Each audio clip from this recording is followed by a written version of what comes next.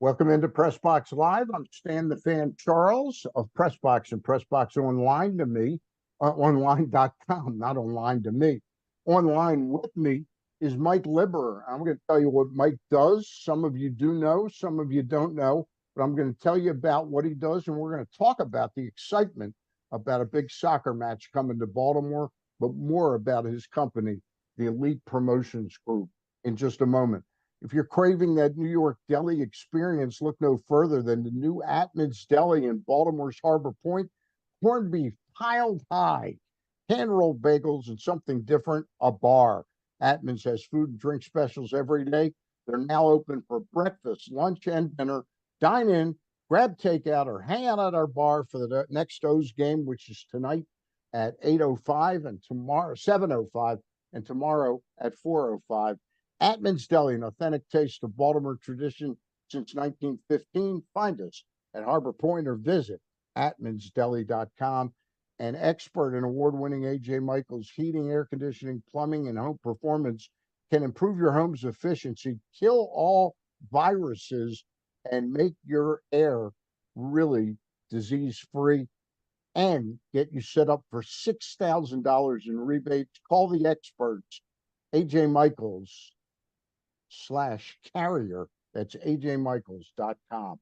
With me, as I said, Mike, are you one of the owners of Elite Promotions Group, or are you a group truly? So it's two of us. So I have a couple. It's kind of stems off of our elite tournaments brand. The Elite Tournaments brand does a lot of the youth tournaments across the country, lacrosse and soccer. And then Elite Promotions Group was created in 2021. If you remember, we hosted the Arsenal versus Everton match at M&T Bank. I remember that very well. That was our first game that we ever did, that we put on. My partner's actually based just outside of London. His name's Raymond Farley. Known him since 2002. Actually met him on my first trip over in the UK, and we've been friends ever since. Was that first match, and we're going to get into the match coming up in Annapolis, and it's coming up on Wednesday, July 31st, and we're going to talk about the whole scope of what you're doing this summer, which is really exciting. But that first match, you knew this guy from 2002. Was it really as ballsy as it sounded, or you had a pretty good sense that you could make this thing fly, easily? I'd say a little bit of both. Yeah. So Elite Tournaments was always contracted out by other groups when they did games in Maryland. In 2012, you had Tottenham against Liverpool. So the group that was putting that on reached out to us, and we were basically in charge of getting the word out to the grassroots, because we had strong ties with the grassroots. Whenever the Gold Cup was in town, U.S. Soccer or the CONCACAF would reach out to us, and we'd be a team liaison for Costa Rica or Team USA or whoever was playing in the Baltimore region. And then a lot of these clubs, a lot of these teams started recognizing us, and they would reach out to us directly. Hey, we're going to be in the United States. We're looking for a venue to train at. Can you help us? And in speaking with Raymond, who had a lot of ties in the UK and in Europe, he worked for Rangers, he worked for Celtic in Scotland, he worked for the Scottish FA. So he had the ties with these clubs, and I was thinking, okay, instead of people hiring us as a consultant, why don't we take it on ourselves? Hook, line, and sinker. Yeah. So we partnered with the Ravens, and we brought 40,000 people. And it was the first summer after COVID, so it was a lot of uncertainty a little bit on how it was going to kind of plan out, and I think we knocked it out of the park. We announced the game in late May. It had about a month and a half to really market it, and we got 40,000 people there. Last year we did two matches. We did Crystal Palace against Millonarios, which is a Colombian team in Chicago.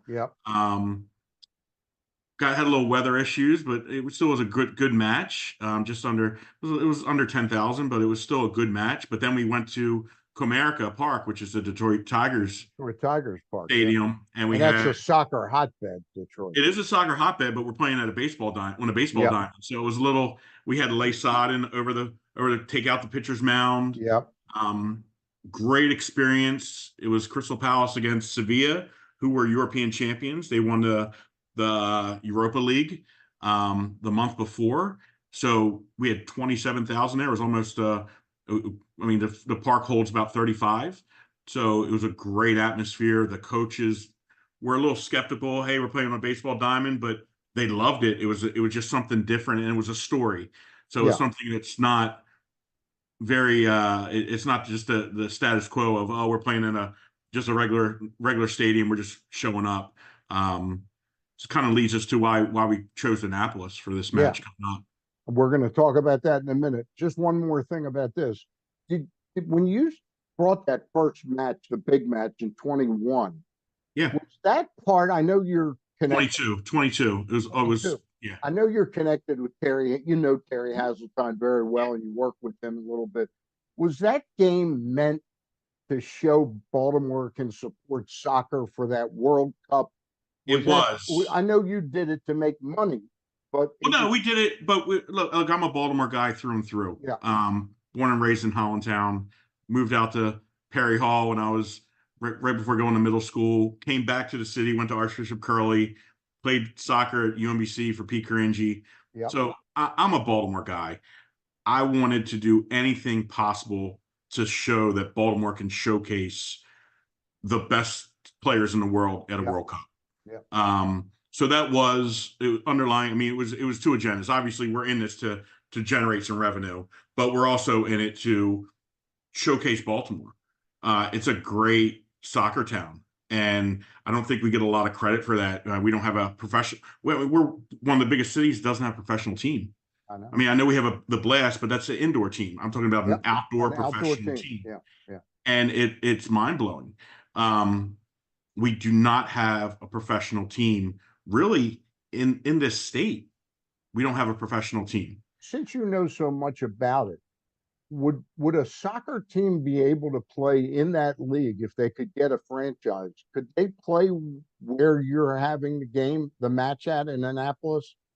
Oh, 100%. I mean, Yeah. the venue is, I mean, it's perfect. I mean, so to that effect, we Yeah. chose a venue, one, because the success that the Annapolis Blues are having. Yeah, I So- heard they're doing that. Dave Johnson owns that team. Yeah, right? it's Dave Johnson and And a couple I mean, I others. know the head coach Colin very well. I mean, him and I have been working with each other for 15 plus years, but they're drawing 10,000 plus for their games, and they're college kids. Right. They're Right. not professionals. Right. So I went to their home opener. They had 11,000 people there. You must And the have atmosphere was flipped amazing. out when you saw that. I was dumbfounded. I didn't know what to. I was like, all right, yeah, it's gonna be okay. It's gonna be like a 4 or 5,000 people or something. I knew it was going to be crowded, but just the atmosphere itself, the quality of the game was great. Annapolis have really brought in some good players. Yeah. And they're entertaining. It was funny that we had some of the guys from Wolves over, and they attended the match, their second home match, and they compared it to like League One, League Two, and they're drawing more than those teams in the UK. So it's 10,000 people in a great venue in a great city, and it was a no-brainer for us. It does seem like that's a perfect city for the pubs and all. It's got an English feel, and that's what they said when they came to it. It's kind of and if you're familiar with England at all, you have like some of the coastal towns. You have the Bournemouths, which is a Premier League town. You have Southampton, which they just got promoted up from the championship, but have continuously been a Premier League squad. You have Norwich City, you have Middlesbrough, you have Newcastle, you have Liverpool. It kind of reminds you of that, just that feel of a coastal town in a blue collar state that just it's got that charm about it, and it really connected with the teams. So I understand, and we'll get into. I promise, I got the notes. We're going to get into talking about the tournament, but I'm having fun talking about this. So I understand you're doing it your group's doing it to make some money. Are the premier teams anxious to play in the States for the money they make coming over, but also are they trying, is this their version of the Phillies and the Mets playing in London and a football game in Brazil? You know, in other Yeah. words, are they trying to extend the brand? So absolutely. I mean, look, the English Premier League is the biggest league in the world. It's hands down.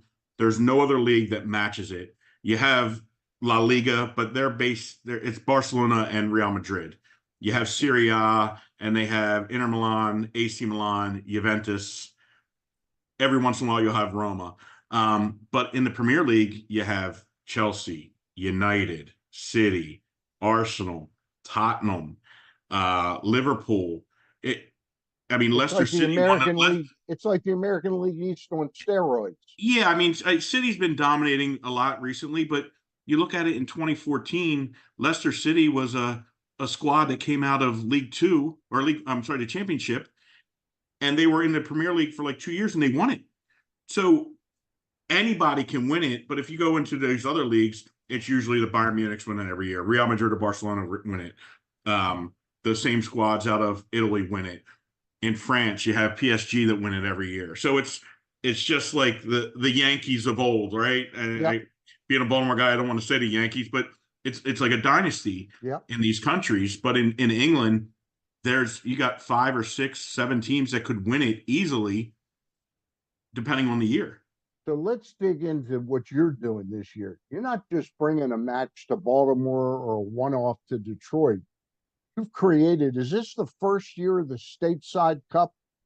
Okay. It is. It is. And you've got 3 different venues, Mhm. Jacksonville, Annapolis, and Tampa. Tell me Correct. a little bit about how you picked all 3 of them and how you came up with the concept of the Stateside Cup. So, I mean, we've been in talks with cities, I mean, for a year. And it comes down to availability most of the time and actual price, because these venues are not cheap Yep. at all. So we're fighting against Monster Jam. We're Kenny Chesney, Taylor Swift. I mean, you name it. These are organizations we're fighting against.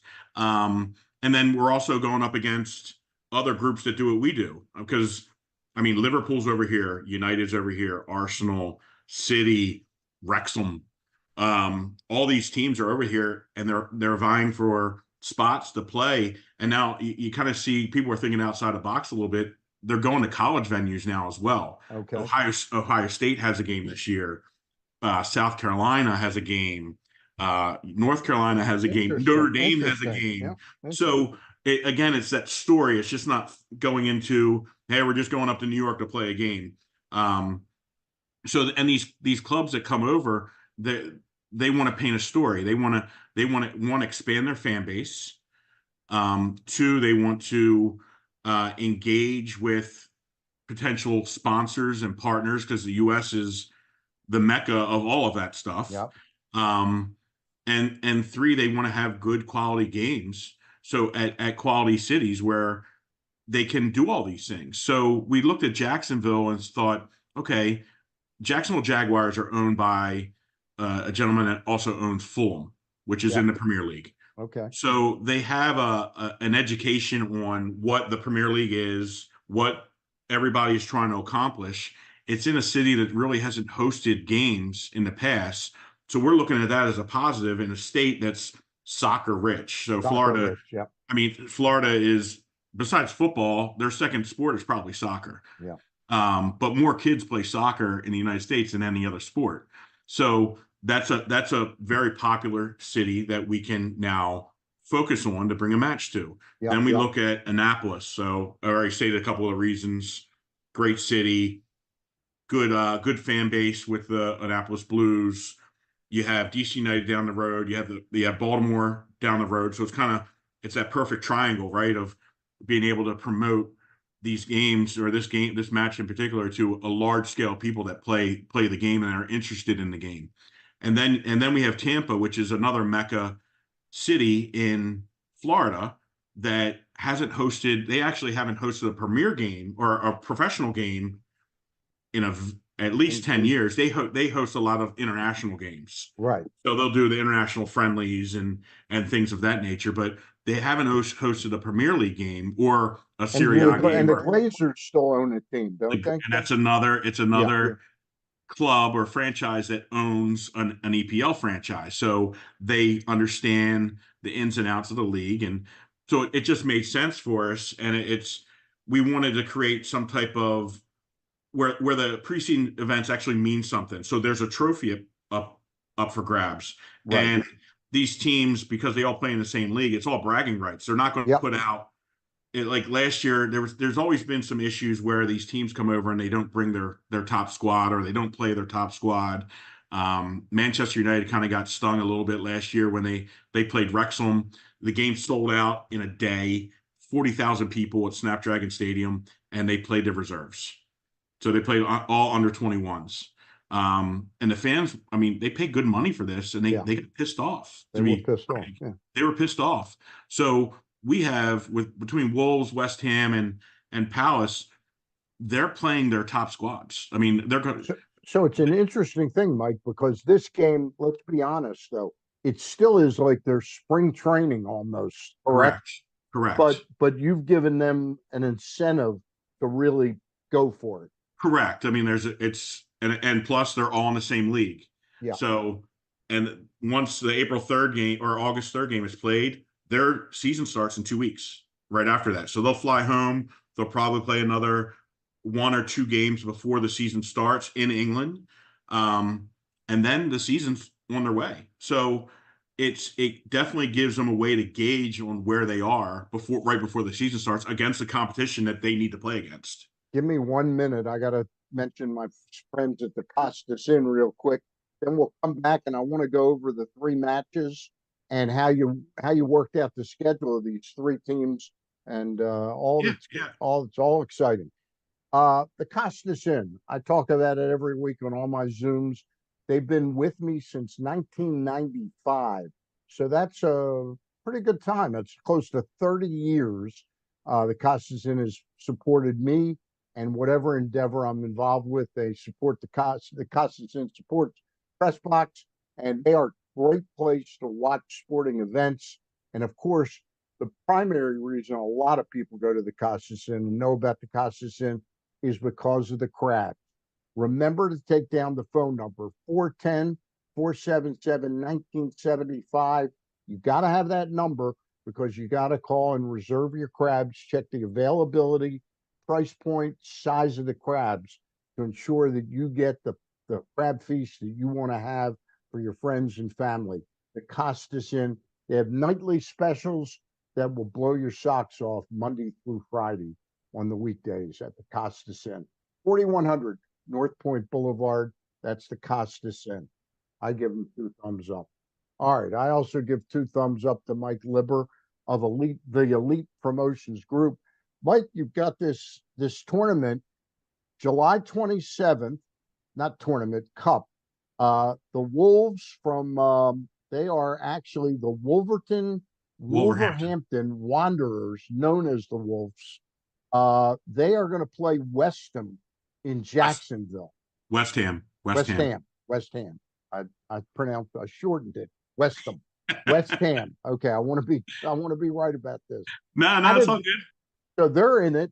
Then the Wolves come here on Wednesday, the 31st of July, at Annapolis at Navy Marine Corps Stadium. The Wolves are going to play Crystal Palace in Annapolis. Now, Crystal Palace, you told me off air, there's a connection with them too. They're owned by Josh Harris's group that owns the Commanders. Harris Blitzer. Yep, Harris Blitzer Group. So they just purchased them last year, or not last year, about 2 years ago. 2 years ago. So so I mean it's a great tie-in because the Commanders are going to be involved with the match in Annapolis. We would have probably had it at Commanders Field now. Now it's not FedEx anymore, but Commanders Field. But they have I believe it's the Kenny Chesney concert. So, or it is another concert that time. So there was a conflict. So we weren't able to do it. So yeah, we were able to negotiate down at Navy Marine Corps, which we have to bring in grass for that too. So Okay. we have to lay the entire field with sod. So it's another entire process. And luckily, our friends at the Maryland Sports Commission, Terry, are helping us out with that and Okay. some funding. So they're one of our main partners in bringing this match To the to state. Maryland and Yeah, to Annapolis. Maryland. Yeah. Yeah, that's great. And then the third and final game will be West Ham versus Crystal Palace. Yep. Um, what if, I'm trying to think, what if the Wolves are 2-0 after those first two games? Is there a way to determine who Yeah. actually wins the cup? Yeah, I mean, if you're 2-0, you win the cup. So basically, if Wolves go 2-0, they'll be awarded the cup in Okay. Annapolis. Okay. But if likelihood of that happening, I mean, you never know. It's preseason, Yeah. right? Yep. It is. It could happen, but if it doesn't, then the award will be awarded on Saturday, August 3rd, down in Tampa. But if Wolves happen to win, then it will be. We'll figure it out. We'll cross that bridge when You'll it figure happens. that out. I know you will. Um, the you got to bookend the two Saturdays are in Florida. The Wednesday game, is that a tougher game to sell because it's a midweek game, or summertime? It doesn't really make a difference. I mean, it is and it isn't. Well, obviously, weekends are a lot easier. Okay. And one reason, if you look at it, the weekend games are at 7. The Annapolis game we made it at 8 p.m. Okay. Just because one, we want to avoid any beach traffic. We want to avoid rush hour traffic, and we want to give enough time for people to actually get to Annapolis. Great idea. With that said, there are a good amount of people that are coming from overseas to attend the game. I would think a couple thousand from each team would be coming, so they're going to be already in market. So they're going to be probably tailgating, enjoying the waterfront and all that stuff. I'm sure the bars are going to love them down there. And the mayor of Annapolis has been absolutely amazing. Fantastic. He's Okay. been great. He can't wait for all this to happen. We did a photo shoot with him and a bunch of the mascots a couple weeks ago. And it was fantastic. I felt bad for the mascots because it's about 90 degrees out, and they were in their seats for a good period of time. But Mentioning Annapolis, this is just out on the stands today. More sports. Our talk with Governor Wes Moore about his athletic career and how it shaped the leader he is today. And we talked to him about the Ravens, the Orioles, Maryland sports, and soccer as well. And talked about the job that Terry Hazeltine is doing. So I thought I'd give us a little plug there. there you go. Tell us, how are tickets selling for the Annapolis event right now? Are they going pretty good? Yeah, they're going well. I mean, we have that core base from the Blues that have really been consuming a bunch of the tickets. We're working with some specific soccer clubs. We kind of want to give back to them a little bit because they support the community, and a lot of them are non-for-profit, so they can use a little help. So when they're selling the tickets within their own club, we're doing a percentage back to the club when they put in certain codes and stuff like that. The main, like the higher end tickets, they're going pretty quick. The upper decks they'll always be the last ones to go, and obviously and the lawn, because we do have the standing room only where they can sit on the lawn and bring their blankets, and it's more of that family atmosphere.